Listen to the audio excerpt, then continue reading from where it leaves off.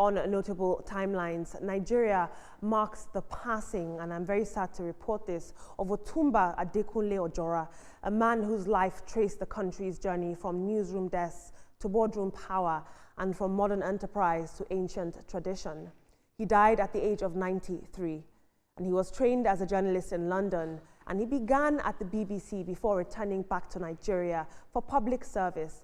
And then he made a very decisive turn into business, rising at UAC, leading Wema Board and chairing the Nigerian National Shipping Line, as well as becoming a defining indigenous investor during the indigenization era. Otunba Ojora's quiet influence helped shape how Nigerians took ownership of their capital and corporate power. A revered traditional title holder, Otunba of Lagos, the Lisha of Ife, and the Olori Omoba of Lagos, Ojora stood at the intersection of heritage and modern Nigeria. Tributes from President Bola Tinubu and Olusegun Obasanjo mark the passing of a generation that helped build the foundation of today's Nigeria.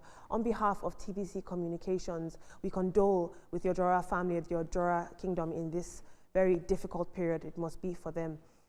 Team, this is very sad. He was a guru. He was known as the guru of the Nigerian boardroom. But what I find particularly interesting is that he began his career as a journalist before pivoting into business. He is a very versatile figure, and he's actually the father-in-law of Mr. Bukola Saraki. Yeah, he did so well while alive.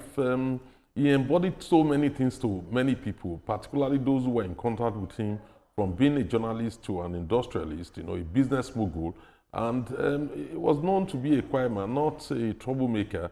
One can only hope that the great architect of the universe will grant him eternal rest. Yes, and for living above 90 is it's a grace that a lot of people never have because they passed before then.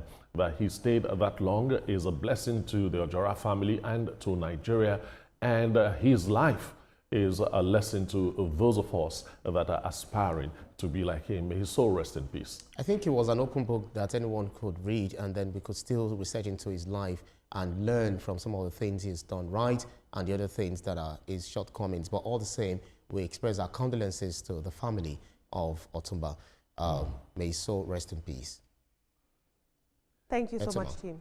Okay, I think that's all we can take on the program today.